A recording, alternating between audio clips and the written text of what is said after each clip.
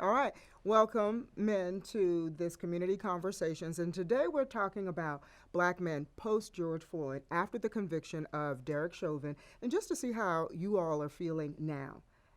How are you feeling? What's happening with us? Yeah, I guess I'll jump in there on that particular question. It's been interesting. It's been interesting post I guess the term post George Floyd. Um, I don't know if I necessarily feel any different post George Floyd than I have pre George Floyd. Especially since a lot of what we saw with George Floyd is just a continuation of things that have been going on for so long, right? So still definitely frustration, still definitely um, anger, still definitely trying to find my way back to hope, Mm-hmm. right? Which were all the same feelings that I was having pre George Floyd. Pastor Holmes, speak a little bit about that because you were shaking your head just now. Has the narrative changed? Um, no, not really. It is. I mean, don't get me wrong. We are thankful for that family, getting the feel of justice in that case, that city, us as a people, men and the culture.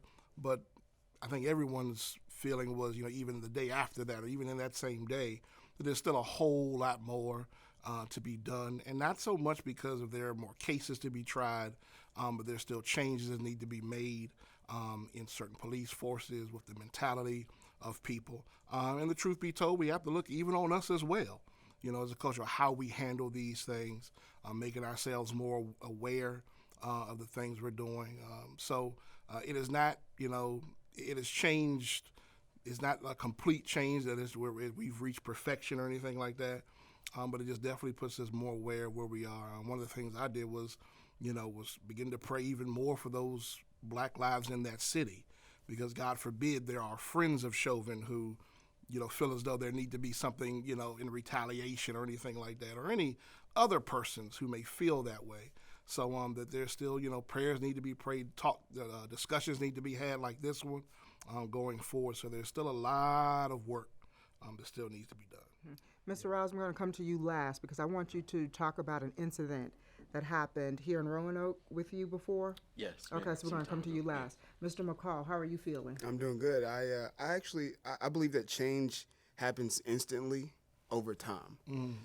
And I feel like we got some change for so long. I mean, from Zimmerman on up, being free or getting off, or, slap on the wrist, only getting a few years in prison, has been the narrative for police officers in the situation. But I feel like this one kind of like, all right, we got one kind of thing. And I believe that's some of the change that we need. And now being consistent with that change is what I'm honestly looking for. I'm a father of four. I have two boys, and I want it to be to where when they're of age, 18 and older, or even younger than that, but like of age, to be able to know that, the police are for them, not against them because of their skin color.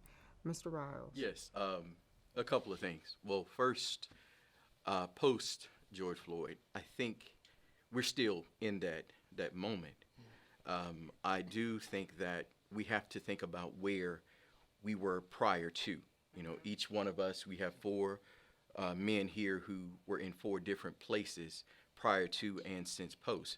Conversations like this is something that's been positive since this incident has happened. But the other thing I think that it's happened is I've used the term that there has been some racism on layaway. And since this incident has happened, we've heard voices that maybe in the past they weren't comfortable with sharing.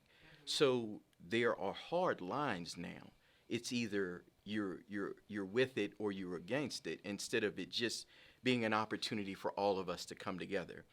George Floyd was just one incident. That was one incident that happened to be on camera. Okay, so that's one incident. We have to keep that in mind. This has been going on for years, and I will use self in this instance.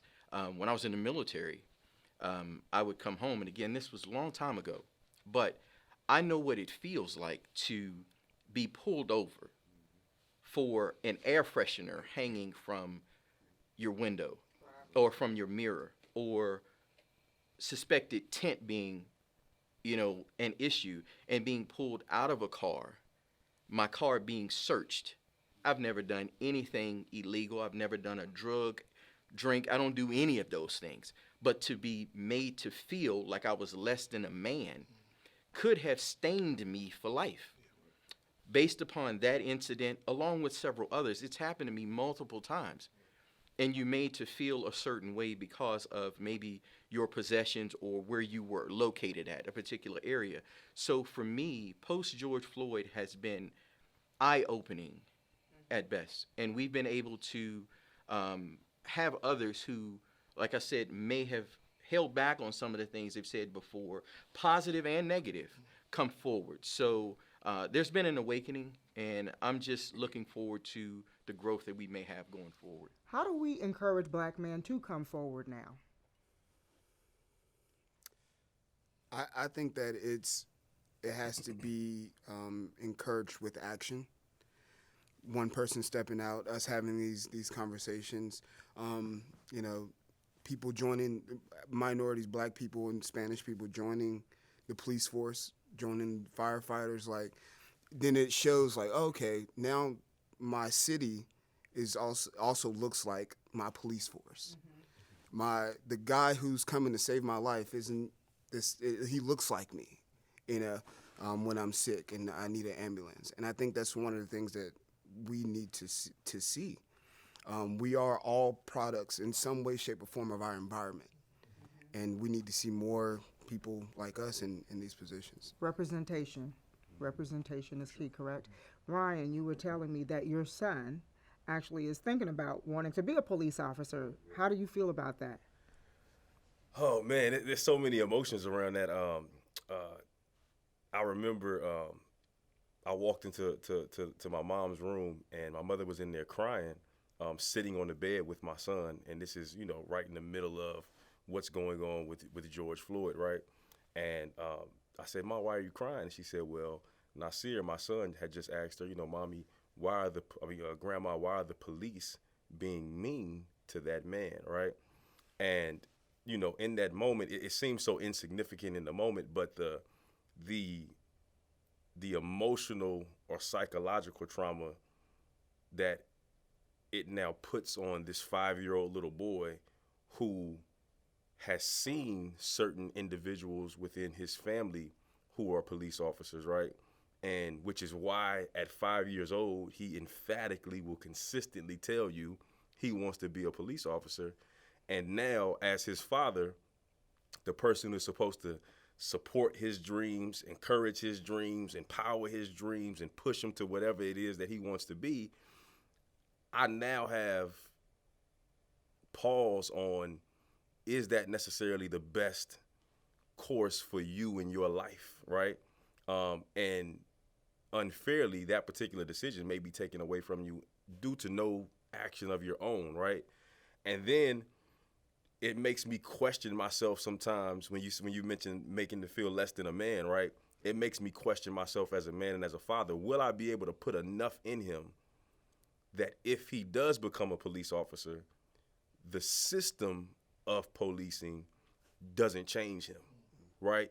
If he does enter into the force, and because I do believe in sometimes you have to affect change from within, right? And we have to plant those people within these particular systems to affect that change. Mm-hmm. But will I have had enough time with him to ensure that if he does one day become a police officer, that everything I've poured into him, everything I've tried to teach him, everything I've tried to show him, that this system isn't strong enough to change who he is, that he doesn't become one of the police officers watching that happened to George Floyd, that he doesn't become one of the police officers watching those things happen to a Sandra Bland or a Eric Garner, that he would be the police officer that went over to Chauvin and grabbed Chauvin by his shirt collar and yanked him off of George Floyd, that he would be that man. So it gives me, anxiety every time he wants to do. I actually had a tour set up for him to go tour the Roanoke City Police Department, and have never followed through on the tour because subconsciously I find myself at times trying to steer him away from what he really wants to do in life, right? So it definitely brings great anxiety around one, is that necessarily the best course of action for your life right now? And then two, will I as a father be able to have enough time with you that system doesn't change who you are? Absolutely. As a mother, single mother, 3 boys, 25, 17, and 14, I share that sentiment. While my sons don't want to be police officers, I have a son who pledged Kappa Alpha Psi. He wears the symbols and all this other stuff. So I stripped his car. My boys are athletes. They wear hoods. You can't wear that. Mom, why can't I wear that? It's hard to have them live in the world because as a mother, I just want you to be alive. My concern is just making sure that you return home every night. Pastor Holmes, what do you say to some of this? You mentor children. At your church, we teach them to go big, go hard, after your dreams. But Mr. Bell here is trying to figure out, do I really want that for you? Yeah. One of the things, serving as 12 years for a youth pastor before coming to senior pastor here in Roanoke, we never stopped that push for persons, things like that. Because one of those things you get, truthfully, I thought I was going to be a police officer. My father was a police officer, retired assistant chief of the United States Park Police. One of the proud moments I have with my father. That dream changed for me, and it was really founded in TV. Then I realized that it's not really like that. You don't get shot and go home all the time. So I was like, I think I'll change course on that. And the Lord called me into something totally different. But we still push that, narrative of, going hard for your dreams and all of that. But it is that thing what Ryan said, is also before whatever profession you plan on going into, that we want to make sure that we're building the right person, a good person, that you will not be the person who will stand by in whatever field it is. If you're a basketball player, that you will not, amongst your team, allow wrong to be done, that would hurt anybody. So it's just about building that. And then one of the hardest lessons I had to begin teaching, it was really after that Trayvon Martin piece to my young people, and still push that, is, hey, listen, your job is to get home. Go out, have fun, have your experiences on college campuses and all of that, look out, take care of the different things you need to take care of, but your job is to go home. So if you do have encounters with, campus police officers, wherever, do what you need to do so that you can go home. Go to jail for the night so we can bring you home. We'll argue the point later. We'll deal with all that later, and it's a sad thing that you have to, say that you cannot cite all of these laws that are there for us, as a people, which the Constitution says, but hey, listen, we need you to be able to come home, and we'll deal with the ramifications of these things later. And again, it may not be the best practice, but it's something that we just had to begin to share and show, but really just building that person, cannot say that doing everything right will not find yourself. You can still be, you can be in uniform, and still be treated like you're in jail clothes, or like you have black and white stripes on. But you can be in the green uniform that shows that you have committed to giving your life to serve this country, and still be treated by your countrymen as if you are some terrorist on your own soil. So, and even in that, just to kind of share with them and move them into just being the right person, the best person they can be in whatever they do. Mm-hmm. Mr. Riles. Yeah, I was gonna with what you're saying. As a dad, I did share yesterday in a conversation, when our children are younger, those are those moments where we think are tough, but I think I'm the most seasoned sitting up here, but Having a 28-year-old son and watching him drive away from my house was one of the most stressful times as a parent, because then you hope that everything you've put into them, comes forward in those situations. So for me, it was that's when your report card as a parent tends to show up. Okay, so everything you put into a life lesson. If you see my goddaughter or my children, even my youngest being 9 years old, what is it that dad says to them? And I always tell them, you can control your actions, but you can't control your consequences. Okay, so for them, as you said, the goal is to come back home. So when a situation happens, just as we talk to them about interactions with their peers, if they have interactions with law enforcement or anyone else, you be the one to de-escalate. So if you see a situation is going that way, you be the one to de-escalate. And sometimes de-escalating means not saying a word. Because when you're one-on-one in an interaction that is unfavorable to you, your goal needs to be to come on back. But as far as putting into them in their dreams and support them, my son, who's in the military now, he wants to be an astronaut. He's been saying that since he was a teenager. I want to be an astronaut. I don't care if he's 90 years old and he becomes the first 90-year-old astronaut. I'm supporting that dream, and I want him to be the very best. So regardless of whatever it is that your son is going to has interest in, or other children out there, we support them. We support them along the way. And as they get into it, and like you told him, you want to put those things into them, no matter what they're doing. If they're making sandwiches, you tell them to be the best sandwich maker at whatever it is that they're doing. So they strive to be the best at whatever they're doing. So for me as a parent, it's constantly pouring that into them, that they are important and they're worth it. And they take those things as they venture out into life and become the best person they can possibly be. Since we're talking about police officers, how do you feel about police reform? What needs to happen with police reform? I know we talked about representation just a little bit, that the force should be a makeup of our community. What else is there to do when it comes to reform? Yeah, I think there's a lot. There's a lot, right? Yes, we have to begin with recruitment, right? Recruitment from, like Brandon said, people from within your community, right? So that the force of the community looks like a representation of the community. I think that there needs to be more done around like psych and mental evaluations, and digging deeper into the backgrounds before you're able to even become a police officer, right? What has your history been around mental health and different things of that nature, right? And I think we need to pour more resources into the police department from the areas of, pull more away from the police department, because there are some of these interactions that a social worker should be having rather than a police officer, right? That, so there's some instances where how policing is done, or the responsibilities of police officers, may encroach on other areas that other professionals in our society should be handling, right? So I think it's a loaded question right around. There's so many things that need to be done in order to reform the police department. Yeah, I agree with you 100%. I think that, I know we have dear officers in school and that sort of thing, but I think there needs to be, more mentorship, for kids to see officers in a positive light. I think that that's important.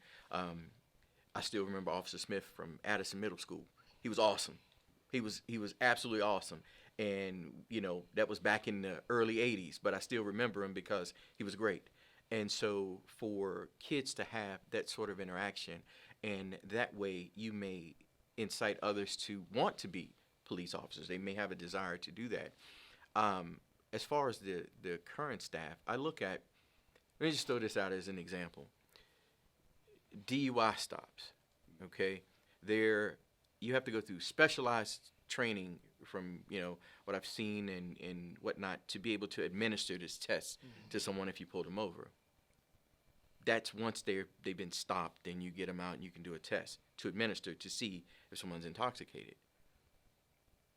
But you have less responsibility for a stop when you have a gun and you can go with lethal force. It seems like there should be steps before, a DUI stop having certain requirements, and then, when you have these interactions where lethal force is taking place. So, I think more training with that, because in all situations, we hear these cases where excessive force is utilized and death occurs or serious injury occurs, and it's, I feared for my life.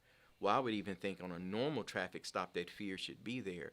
But to what point does it go to this extreme? And when we hear about it, it's always, when we hear about it, it's like, my gosh, how did it get to that point? It's like, it's that massive. So I would like to know what type of training, can be improved upon. And like you said, to be able to identify this person's having a mental issue, and we need to de-escalate that situation, because it's just all over the place right now. And I just think that there needs to be some type of reform with educating police officers and providing them with resources to handle all of these other types of situations that surface, like what you mentioned. Pastor Holmes? I totally agree, and I think it's one of those things of, again, knowing who the person is before they take on that position, Yes. knowing who are you before we give you a badge, who are you before we put a gun in your hand. We do that, and before, when I became, a senior pastor, they looked at everything. They wanted to they would have talked to my first grade teacher if they could have, because we just don't. Yes, we know you have education. Yes, we know how you have presence, behind the podium and all that. But we want to know who you are. Who are you going to be around our children? Have you had any issues? So they did background checks, and those. I mean, it wasn't one of those little cheap background checks. It was one of those extensive background checks, because we want to know. Yeah, we want to know who you are. And I think it's the same. And again, I'm not privy to what exactly they do, but I think it's clearly that there needs to be more. Then the other thing is too, that because of course this is in no way painting that every officer is this way. And I think that has been the narrative that the police reform or defunding the police makes it people think that all are bad. It's just like any other thing. There are just a few, call them bad apples or whatever, that make the others. But at the same time, it means that those good ones need to, from the inside, because I think that's going to be key. Because we can have conversations and have thoughts and have ideas about what will change, just like people have, again, in my, profession as preachers. You have these different things about preachers of this, pastors of that. And, you can say that, but you can't change it. We have to change it from the inside. We have to say to our sisters and brothers who are in ministry, we can't be that. You can't. We have a certain standard that we have, a certain person we have to answer to, outside of people, of course, but it calls for having those good people on the inside to not only get up on a stand and say he was wrong, but to go back to the precincts and say, y'all gonna be wrong too if you all go out and do this. And we have to change that. So it calls for those persons to stand up, not be silent in seeing wrong, and begin to do those things and act those programs from within. Because unfortunately, again, we can have conversation ideas and say it's in the vote, but the truth be told, a lot of us are going to rely on those people who are already there, who are good, to help change the inside. Yeah. Well, the mayor, Roanoke City Mayor Charmayne Lee, is putting together an action committee to try to de-escalate or come up with some ideas on how this community can go forward. Is that necessary? Does Roanoke have a problem? I would say the best action is not reaction, but proaction. If is proaction the word? Yeah. Yeah. Proactive. Proactive. Sorry, proactive. being Being proactive. proactive. So I think that he does. Yeah. All right, it's a word. You make it I work. think he's actually on the right track. You don't want anything like that to happen in your city. So I would definitely have, to where we are able to get in front of any situation that may come up. And me personally, my belief is that if we don't do something, nothing will get done. And I know it's simple, but like people, we get wrapped up in time like, man, we got to do this, we got to do this, we got to do this, but we never do anything. Right. So nothing ever gets done. Right. We have to do something because most of these situations are from these little small towns. Right. We're in a little small town. So I'm with the mayor on this. Like, we need to do something. Mm-hmm. So I'll make sure that I drop y'all's names to the mayor because sure. It's going to take people to stand up. Faith-based community. How do we play a role in the faith-based community when it comes to changing the narrative? Well, of course, there is prayer, and that's just the start. There have been a couple of prayer vigils that have happened over the last few weeks. There were pastors and people from the faith community who helped to, lead, the march, last year, and was proud to see, that it didn't take a pastor or a church to do that. It was a person, people like, Jordan Bell and others who got out there and did it, and persons came alongside there. So I just think beyond, that moment of prayer, it is realizing that we are still people in the community, and that it's not just, come to church and all this will go away. No, church is supposed to go to where, the issues are, to be a part of these things. So I just think it's simply that, just knowing that we're a part of the community. And it's not just, this thing that we open up on Sunday mornings, which hasn't really been happening anyway, that we are, here in whatever capacity, no matter who wins whatever election as sheriff or whatever, that we are here to support and be, do what we can, and we know sometimes that's limited, unfortunately, because of, whatever church and state and all those type things, but I'm still a part of the community. And I still want to see the best being done. So from that, as far as the policing issue, and even just the violence that does not involve, police, because there's still that very dark area. Again, you're right. I have not heard of any, not to say that it's not here, of anything hitting the news or people saying, well, I've had an issue with the police. I've heard the police say they have an issue with our people, and not so much against them, but against one another. So there's that thought that, I'm not as concerned with something happening to, even my 23-year-old son who comes in town, something happening to him with the police, as I am with myself and my younger son who lives here with me when we're just around and I have to go do visits and stuff like that in different neighborhoods. I haven't been given a reason to be concerned about police. But there are other areas that you do have to be aware of and all that. So even going beyond that, that's still a thing that, again, we're a part of this community. Yes, we pray, yes, we preach, but if that's all we do and do it on Sunday morning, we are useless. That we still have to get out and have whatever these conversations are, and then that piece of action. And we don't always know what the action is, and again, that's why I don't sit here and just say, well, the action is just come to church. No, if there's somebody younger who has a brighter mind or older who has more wisdom as far as something that can happen, that can be done to help, fine, I'll ride with that. I don't have to be the smartest one. I just want to be a part of the group that's doing good. Absolutely. Let's talk about that. Gun violence.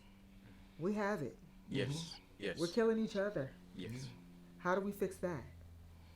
Well, what he mentioned about being not being reactive, and the things that the mayor is talking about doing, it's like, why not, or wouldn't it be amazing if Roanoke, Virginia was that place that made that change, that made everybody say, hey, what, we could possibly do that, The gun violence is a concern. Seeing the young people either taking a life, losing a life, or their lives being set for them, with jail or what have you, for numerous years. To see those decisions being made, it does hurt. We all work with youth, as I've coached the kids in our church. Anybody that I interact with, I treat them all like they're my kids. If somebody watching this is one of the kids at the Food Lion or at a restaurant, I never pass on an interaction with some of our young people. I always ask, how you doing in school? And if they say, so, I'll engage into a conversation with them. I want them to feel important. And I think we have an opportunity to fill the voids that people have. We may not even know what they're missing, but just that one interaction could be what they need. It's okay if you see some young people out somewhere to say, hey, let me get your lunch for you guys. Y'all keep doing what you're doing. Those types of things there.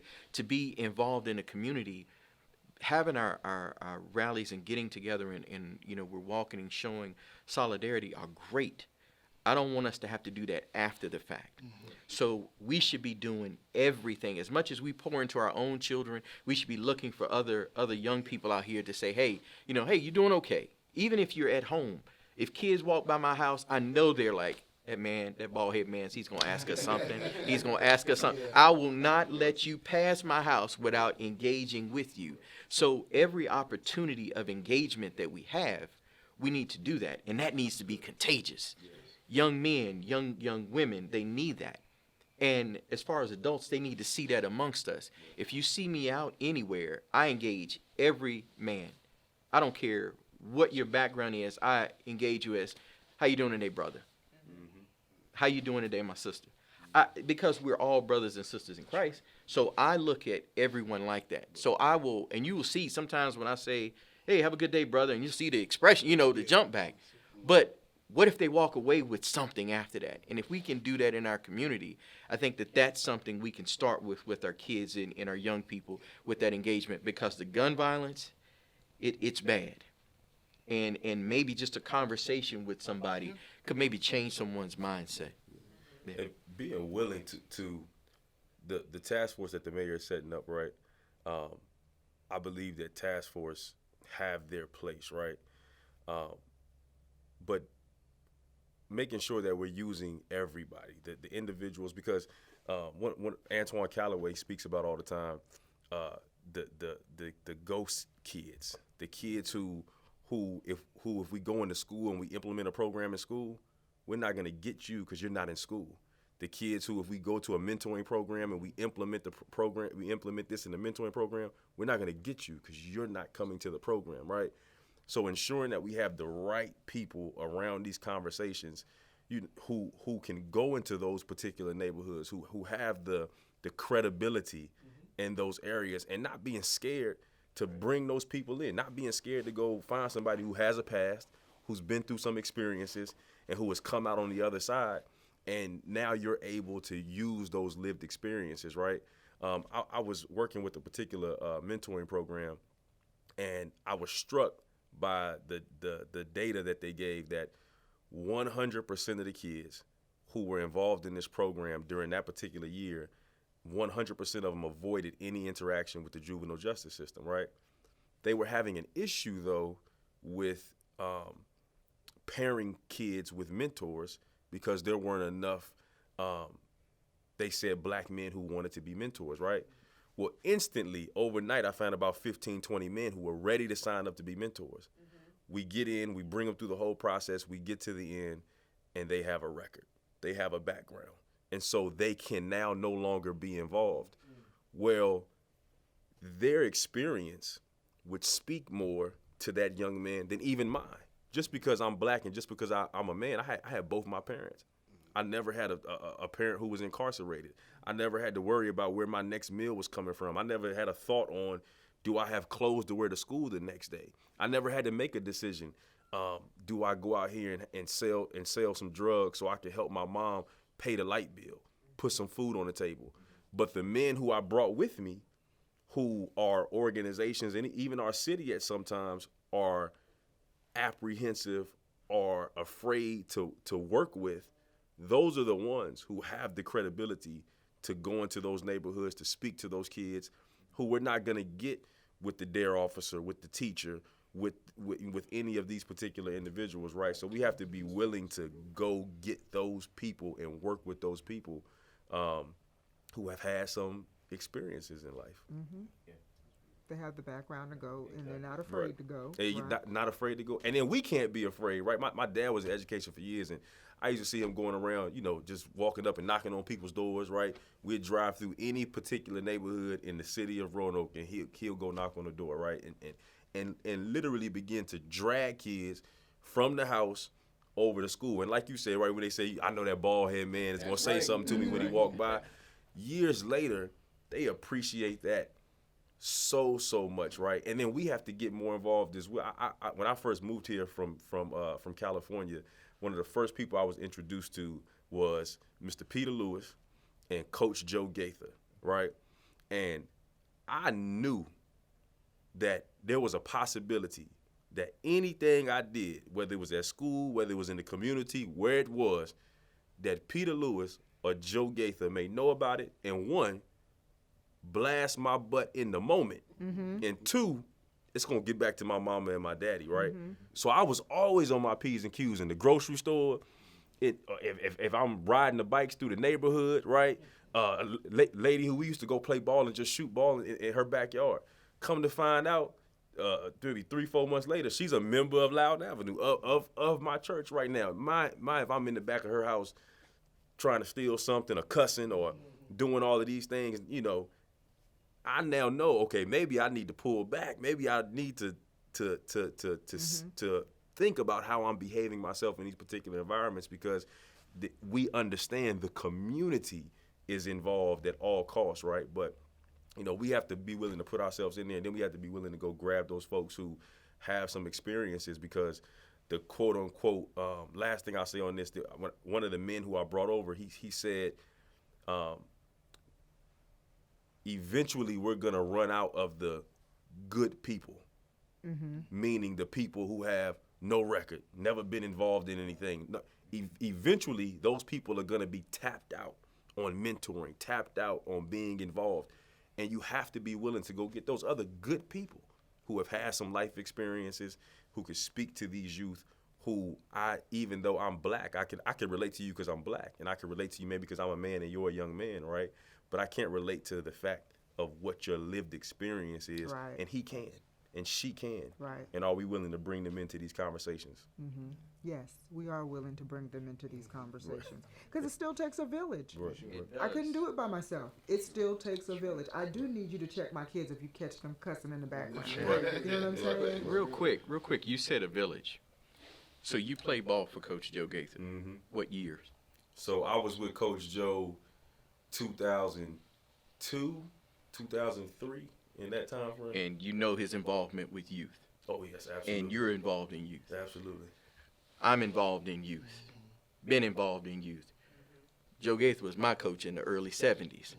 Okay? So you can see how you can have an impact. And that was Joe and my father and a few others, Coach Paul Moyer, some others that were all involved at that time. But that same person who was a big impact in my life in the early 70s, here in the 2000s, and now it's still carrying forward. So it shows you that involvement, when we get involved, that positive things can happen.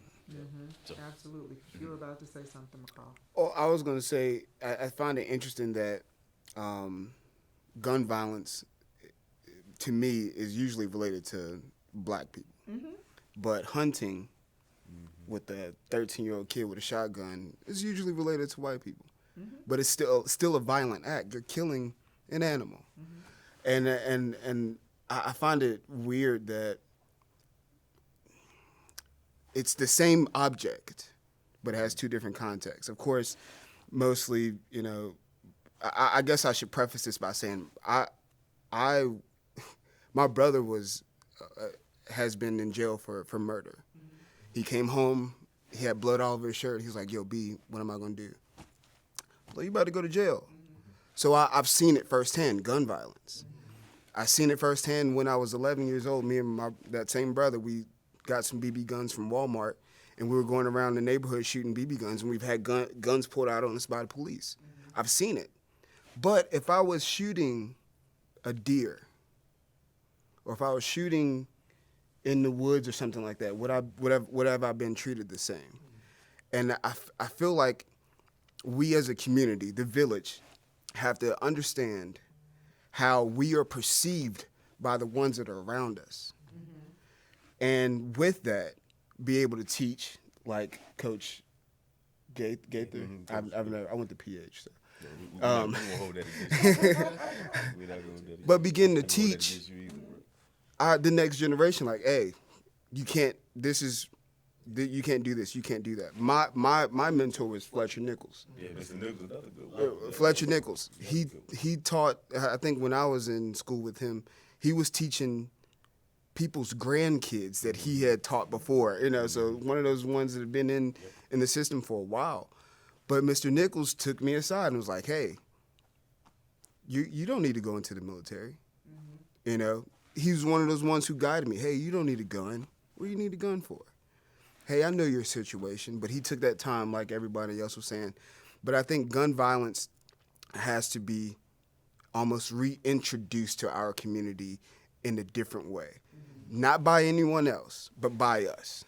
By hey, yeah, protection, but what do you really need protection from? Right. Kind of like Pops off of Friday.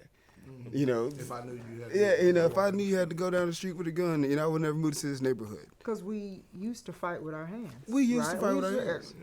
Come on, we're going to go outside and duke this out, right? Right? Right. I'm going to come to your mama's house because she cooks the best fried chicken on the Yeah, block, exactly. right? And you know what? Particularly, this is why I picked this topic for today, because we are losing our black young men to gun violence, but we're also losing them to police brutality. And how do we rebuild their minds? How do we re-encourage them that they are able to recover from this and still live strong lives? And I will also say to that, the Black Lives Matter movement is an amazing thing, but I've realized that if we don't know that we matter to ourselves, no one else can know that we matter, if that makes sense. It does. How can I say we matter, but we're killing each other. I'm killing you, not even just with the gun, with words. I'm killing you with the snarl look. How can I say we truly matter? How do you do that? How do we say that? How do we teach them that your life matters? I think it's really just in how I think with both of those things of, dealing with the police brutality side of it, or the, violence amongst ourselves, is really teaching our young people and maybe even re-educating, older people about how we communicate with one another. Our culture is just one of those that somebody can have a problem with you just from a look. I've done this crazy, experiment. I'm not gonna write no book on it or nothing like that. But I just noticed how, if our thing is the head knob, just something like that. We can do this to another dude, and it kind of may put you on guard because, like, what you saying in that, you trying to say what's up or something like that. That's a silly thing. But as I've got older, I can see the most, maybe street-looking guy and just do like that. And he sees it differently. He's like, oh, hey, how you doing, sir? I'm like, I'm the same age as you. But it's just a simple way of communicating that instead of doing like that, I did like that with a smile. And he just took it as, hey, how you doing? And it's just, and that's a simple piece of communication. But it's just how we communicate, again, how we communicate with police. Maybe that will disarm how they communicate with us. Not saying that it will, not saying it'll always be the answer. How, our young people communicate with one another when they're upset, when they've heard something or somebody said, how do you deal with that? Do you just go and just say, I'm going to go get a gun, I'm going to go fight, or do I have a moment to say, hey, I heard this, can we talk about it? So it just starts. And again, older people have that. I work with black folk in the church. We still have that issue as adults. And we may say, that's a kid problem. No, these kids have seen parents do that. Have issue with people who sit on the same pew. These kids have seen, adults do that, have issues within their families at family reunions. They hear them talk on the phone. So how else are they supposed to respond when they hear this in their home and now go out into a community and this is that toxic stuff? So it's not just, being a youth pastor for years, it's not just the kids' problem. They've learned it from somewhere. And most likely it was not TV. It was not a video game. It was their parents. It was family. It was siblings. It was aunts and uncles. So even the mentality and what we are teaching them not just in teachable moments, but in what they hear us say, what they see us do. They're still learning. That's still a lesson. So we have to be careful of those things. And even if they may see us or hear us do some things, even make that a teachable moment, that it won't impact them and they think that's how. If they hear us go off the end about something, or we have to say, hey, listen, you may have heard this, but that's not right. That's not how you do it. I don't want you to think that that's how you handle your issues with friends or anything like, or with teachers or with, police officers. This is the right way. You saw dad at a bad moment. You know what I'm saying? Whether I feel as though I was right in the moment and that person deserved that, but I don't want you to think that's how it's supposed to be done. Absolutely. So I think it still starts with us realizing where we are and that we still have a greater, impact on each other, learning from one another, but also our young people as well. All right, Mr. Robinson. Yeah, it's not a competition. And I think sometimes we get into that. I think we place value on the wrong things. That's something that I know self has played a part into, placing value in something that is really not that important. And we need to put the value in our young people. If they feel value, then they will take that and move forward. If we devalue them in how we look at them and how we talk to them, whether we ignore them, they have nothing to go off of. So as a parent, and as you was talking about your son, and we all have children, we should want increase. So no matter how high we feel like we've gotten, our children should go higher. As they get older, they should be standing on our shoulders as they go higher. And that next generation stands on their shoulders and they go higher. So when a parent, and again, the community, when we see a young person, if you just think, if you see this kid walking and you just want to just reach out to him, and you say, I probably should say something, do it. Do it. Kids up the street from me, their net is messed up on their goal. So yesterday I bought a new net for their basketball goal. So when they come home today, they'll see there's a new net on their basketball goal. Little things like that. We need to continue to put something into these kids. So if we have these kids that are walking around here lost, it's because somewhere they're not getting that input, the positive input, the input that they're getting from their cell phones, from Facebook and Instagram and those things. We can't let those things raise our kids. That personal interaction is what's missing, and they don't know how to communicate. So that's something that I would like to see, us take more ownership in, and for fathers who don't have a relationship. I plead with you. Everybody knows Coach Gene. Somebody you reach out, you find we will get together and help you get back connected with your kids. But you got to start somewhere. So even if you have children and you don't have a relationship, you got to start with them, and we got to start investing in our kids. And so for me, that's when we'll start seeing change, and this cycle that we're in, hopefully we can start turning it backwards. So, yeah. I think the last piece that you shared on and how we begin to assist and help our youth, that last piece you shared about fathers, right?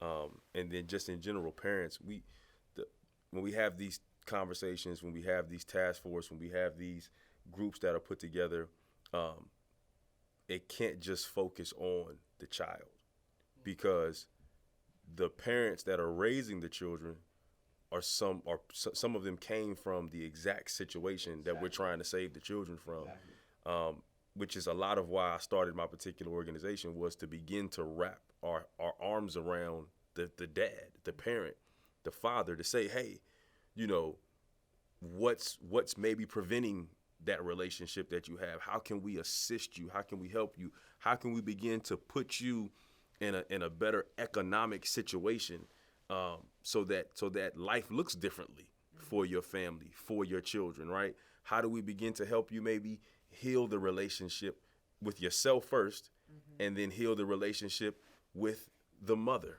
with your family, with the extended family, right? So I think we absolutely have to begin to wrap our arms around the parents of these children, because again, we can do everything we can within the mentoring program, within the schools, within the church, within the public libraries, right? We can do whatever and then we send you back home.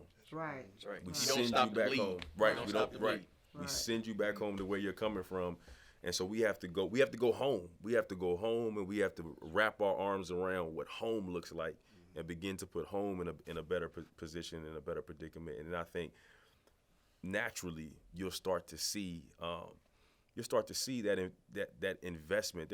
I went to a homeless conference, and there was a study, and I relate this study just to how anything that I talk about when parents moving forward. I think you're supposed to only spend, they say, 30% of your income on your housing or something like that, right? Well, individuals within this study were spending somewhere around 50% of their income on their housing. So they put the individuals in a position to where they only had to spend 30% of their income on their housing. And they just, without any push, without any additional encouragement, just naturally, the parents were taking that additional money they had freed up and investing in their children's education, right? That's something economic, right? Where we now put you in a position to where you don't have to work 3 or 4 jobs, so you can come volunteer at the school. You can come be on the PTA. You can, as a parent, be a member of the gun violence task force or the task force to whatever we're doing at this particular point in time, right? We're really creating generational change through the parents, which then those kids that we're trying to work with, their experience is different. And now the kids in which they parent, that experience is different, right? And then again, last thing. I plead for the black folks who are doctors, who are lawyers, who are who are judges, who are senators, who are in these particular positions to come back over into some of these neighborhoods. Because back in the day, my dad may have been a custodian, but I still lived next door to the black doctor, right? So I had a breadth of experiences, a breadth of conversations that I could have. I was exposed, you would be exposed to so many different things then, right? Now, we don't live amongst each other the way in which we should. And so we have to have an even more intentional focus to not only take the children to those people to expose them, but you as the adult who has made it being intentional about bringing yourself over to these particular schools, to these neighborhoods, to these groups, to these conversations, to these churches, and putting yourself in front of our youth in a more intentional way. Absolutely. And I also like what you said about creating a co-parenting situation. Right. And I know sometimes it's women who stop the men from being in part of the child's life. If you're not with me, then I don't want you to be with the child, or the man might walk away because of the situation. So there's a lot that we have to contend with as a black community to pull us all out of it and bring us back together. McCall? I honestly believe that we have to do more, like I said earlier, action. But with my kids, I teach my kids something really, really hilarious. My oldest son is 11. He's a boy. He's an athlete. He don't want to brush his teeth in the morning, right? So I'm like, son, you're adding value to yourself when you brush your teeth. Because when you smile, these little girls, they see your pretty white teeth and your pretty brown eyes. Value. So now my son has to be like, oh, snap, I have value. Right. I'm valuable. My daughter does not walk out the house without her hair done. And if she does, she has the nastiest attitude you could ever see. Because she's like, I know my value, and my hair has to be done. Right. Only reason why my hair is not done is because I'm going to basketball practice with my dad. You know what I'm saying? Like, only reason. And that's for both of my daughters. Value. I believe that value has to be taught in the small moments as well as the big moments. It honestly, it takes 1,000 bricks to build a wall. Those small values are those individual bricks. And I believe that we've gotten away from that as a community. As a community as a whole, let's say how I grew up in Bluestone housing projects. As an adult, I lived in Tinker Creek projects, and it was just like, oh, there's only like 2 real homes here, where dads are saying, hey, nah, the street lights are on, you gotta come in the house. Hey, nah, you gotta brush your teeth before you go out. Hey, you need to wash your face.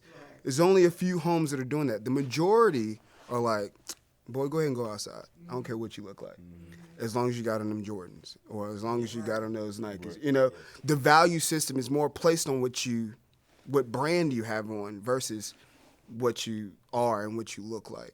And I think that's where I started as a father. My father was never in my life. My mom was, and she would throw a shoe at me if I went outside with no Vaseline on my face because I'd get ashy. Or if my teeth wasn't brushed, she'd be like, you got a pretty smile, but them teeth is yellow. You know, like, you know, so. And that's why I started with my kids. My wife is also a very good parent. She makes sure that they brush for 2 minutes and all that kind of stuff too. So, but a lot of people, like you said, a lot of people don't have that two-parent home. And that's where we come in as a community. Working at some schools in the local neighborhood, in this neighborhood, in mentoring, we would take deodorant. We would take socks. We would take stuff to these kids like, hey, bro, hey, real quick before you walk in there, hey, go put this deodorant on right quick because you need this.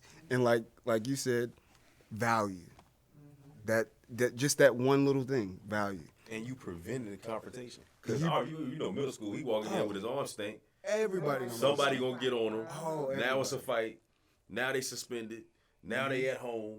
Now maybe mom or dad can't take off from work to be at home with you. Now next thing you know, they in something, and all because of deodorant. All because of deodorant. All because that value that you placed in them, and then also too acknowledging you as a dad, acknowledging parents to say, yo, everything you just said is golden, and so to tell you, bro, you're a good dad. So now you understand from somebody else that the value you're putting in your children, that we see it, right? Keep doing that. Right. I heard, you know what? I'm gonna now go home and do that with my kids, right? And reinforcing to you that you not just sitting here, you telling your kid to brush his teeth. It's just you doing something because it's been done. But no, that's really actually good. So now you continue to do it. Now you want to share that more. Now somebody else gets to hear that and they go out and do that too because we're acknowledging that, hey, mom, hey, dad, hey, whoever, you're actually doing a good job. Keep doing it. Yeah, and what both of y'all said, and even what Pastor said about placing value, and you talked about the head nod, just acknowledging. When you place that value in one of these young people, don't you see their posture change? Oh, for sure. It changes. Everything changes with them. And just placing value, and the same thing with another father. Just like I told you, I engage with the young people. When I see a father with his kids, I will say to him, young man, I see you. Yeah. I see you. You keep it up. You know, that's a good look. Yeah. You know, and just that right there, and you see that chest stick up a little bit more. You know, that handhold of his daughter and his son a little bit more. But just that acknowledgement, just to say, I see you. Yeah. I see you. You know, and maybe somebody who's within earshot who's not there, maybe they walk away with something. But we can't be silent and expect change. So small things can make a difference. So and it works. It works so much. I'm in a co-parenting relationship with my son's mother, right? And her grandfather, my son's great-grandfather, just randomly the other day, they just moved to Charlotte, so I went down there and ended up getting stuck in Charlotte because of the gas situation, right? I get back here, I jump in the shower. It's a missed call from his great-grandfather, his mom's grandfather, right? And then I look at my text messages, and it's just a simple message that says, hey, I heard that you went down to go to his first day of school, got stuck. I just want to let you know you're an amazing dad. You would go the mile for your children, right? And just that everything that I was upset about, that I was frustrated about, that was going wrong in my day, just because he took 10 seconds to say, hey, man, you're doing a good job. You're a good dad, right? Completely changed my whole outlook and perspective, right? And so if it could do that for somebody like me, who I think has had the opportunity to be poured in quite frequently, like you said, that dad who you may see in the grocery, ain't no telling what may have been going on in his life that day. And just by a simple head nod with the smile, or I see you, you know, from there on, now he knows that somebody acknowledged. He got to keep doing it that way. He got to keep doing it that way now, right? And that goes back to what I said earlier. Change is immediate over time. Mm-hmm. Yeah. Change is immediate over time. Like y'all just saying, you give somebody that nod or whatever, it's just like, oh, dang, like that esteem is there. So now, naturally, I'm going to be like, to somebody else, like, hey, do you know the same? Do you know the code? You know, kind of thing. You better hope they know that. Right? You know what I'm saying? Like, what's up? You know. But and I will also say this: it is scary being a father, especially a young black father, because it's not popular. It's not really known. Like I was a father at 19, and you know, making 50 grand, making a lot of money a year. A young black man coming out of the projects, and I was just like, I don't know what to do. My baby had the nicest stroller for sure, but I did not know where to take him. You know, like and it's good to get that nod, like, hey man, you're doing something right. You know, because it's honestly scary. You know, being a father in today's time. Sorry, that was just my little story, because I remember those head nods. It's scary being a father in this time. I remember those head nods. I remember gleaning from other fathers, like, man, I wish I could do that, or how does he have the patience to deal with that? That's not a common barbershop talk for us. So it makes it scary. Absolutely. Well, this wraps up this month's Community Conversations. Thank you, Mr. McCall, Mr. Bell, Mr. Riles, Pastor Holmes. I appreciate it. Anything you want to add before we close the session? Go ahead, Pastor. You start us off. Pastors always can start us off. We're just recording, right? This isn't live. We're Let me just first say to the recording. production crew, I put my phone on vibrate. That was an alarm. I just want to let y'all know. I've been behind the camera for many years of my life, but I know they like, didn't we tell him? So that was just an alarm. But you know, if we're gonna throw stones at you, we're gonna throw them at you too, because he in his pocket like this. I saw him. I saw you. I was like, shh. I'm like, Nothing closing. I just definitely I'm praying for first of all Charmayne, each of you guys, that that this is one of those conversations that adds to what has been happening over the last few months and years. I even pray, just looking around, I pray for the production crew as well. They don't look like us, but they have to be in these situations and hearing conversations that may not be easy to hear. So I just pray for all of us, and this isn't so much for the recording, but, that these things, they impact somebody. So I definitely just share a word of prayer for, you having the vision to do this, for the person supporting you to do it, that, the media isn't always about, what's the best story for ratings. So, again, just, thank you, for what you're doing, praying God's best and blessings upon this moment and experience. Yeah. Thank you. Yeah, I will also echo some of that for those that are here with us today, that maybe something said or heard is something that touches them, so that they can, take this forward. And I think the most important thing is that we have to remember our starting point. I think we all have different starting points. I was blessed to have my mom and dad with me my entire life. My father is deceased. He passed away in 2006. When I was in the military, I first went in. My dad told me the most important thing I needed to remember was that name. Yeah. Your name meant something. He told me that it meant something, and no matter what we go through or what we feel like we've achieved, that chair you get out of, somebody else is sitting down in it. And so we have an obligation to reach back to that chair to pull that next person forward. And so whereas you may have hit the ground running as a good father and moving on, there's somebody who hasn't. So we've got to reach back and just take that moment to think about what that image looks like if we're all constantly reaching back. How connected we are. And when we go away from here today, we all have each other's names. If all you got to do is reach out to me, and I'm going to be there for you. And the same way I say that to you, I'm going to be that way for anyone. And I am delighted to hear what you guys are doing. We discussed, they're just a couple years older than my son. So for me to see them doing the things that they're doing, it makes my heart feel good. And know that we do have those young men out there doing the right things. And I just hope that this feeling, this vision becomes contagious. It becomes contagious, and that we're able to again, I said earlier, why not Roanoke? Why not? Why not Roanoke? So I just hope that we are able to see a positive change from this opportunity together. That's good. That's good.